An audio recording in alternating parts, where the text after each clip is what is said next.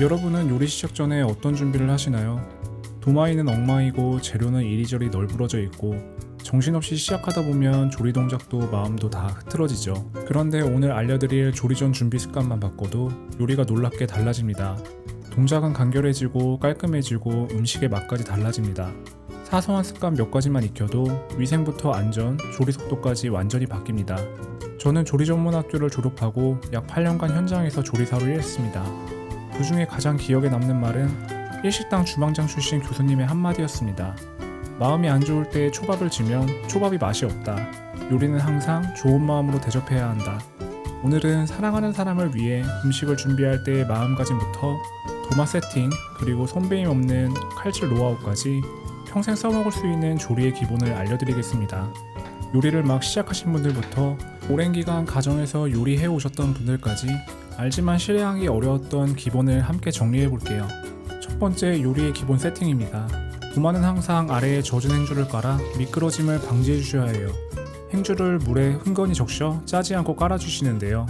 간혹 도마가 움직이다 손을 크게 베이시는 분들이 있는데 꼭 도마가 움직이지 않는 상태로 조리하셔야 합니다.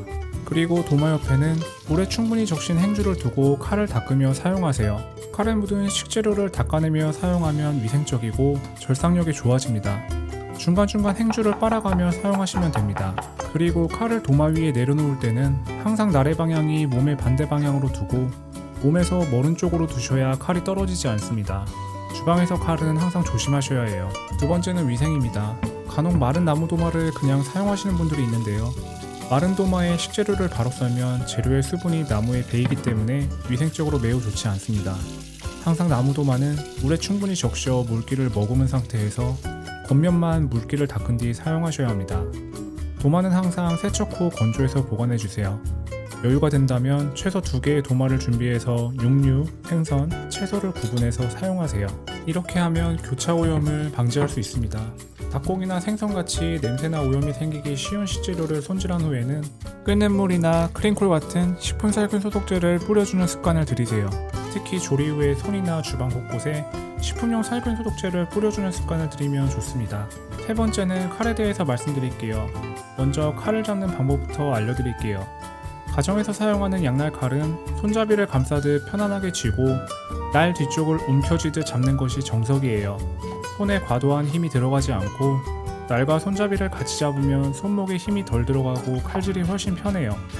편날 칼의 경우 날이 썰리는 방향을 조절하기 위해 검지손가락을 날 등에 얹어 사용하는 게 일반적입니다. 그리고 칼은 앞쪽 날과 뒤쪽 날의 활용도가 달라요.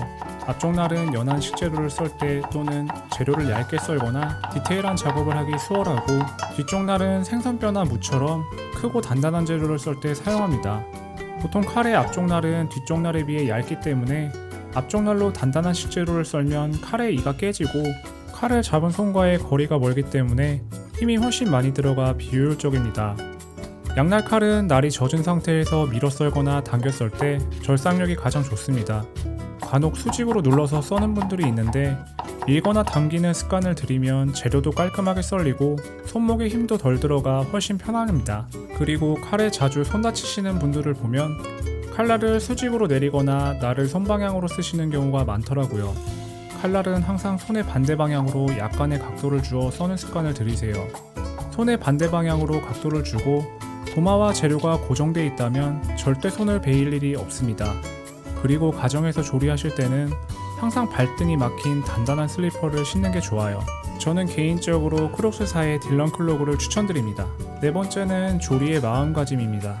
하루 일과가 너무 힘들거나 기분이 좋지 않을 땐 가끔 외식을 하거나 음식을 시켜 드시는 것도 좋아요. 억지로 요리하거나 시간에 쫓기면 요리하다 다치기도 쉽고 그 기운이 음식에도 전해집니다. 사랑하는 가족을 위해서 요리할 때는 즐겁고 건강한 음식을 만든다는 따뜻한 마음으로 요리해보세요. 신기하게도 마음이 편할수록 음식의 맛은 더욱 깊고 풍부해집니다. 요리는 결국 손의 기술보다 마음의 표현입니다. 오늘은 조리의 가장 기본이지만 동시에 가장 중요한 4가지를 함께 살펴봤습니다. 조리의 기본 세팅, 위생, 칼의 사용법과 원리, 그리고 조리할 때의 마음가짐. 오늘 보신 내용이 별것 아닌 것 같아도 습관으로 만든다면 여러 사고를 예방하실 수 있습니다. 요리의 기본은 기술보다 태도와 마음가짐에서 시작됩니다. 오늘도 누군가의 식사를 위해 정성껏 요리하시는 모든 분들을 진심으로 응원합니다. 오늘 영상이 도움이 되셨다면 좋아요와 구독으로 함께 해주세요. 긴 영상 시청해주셔서 감사합니다.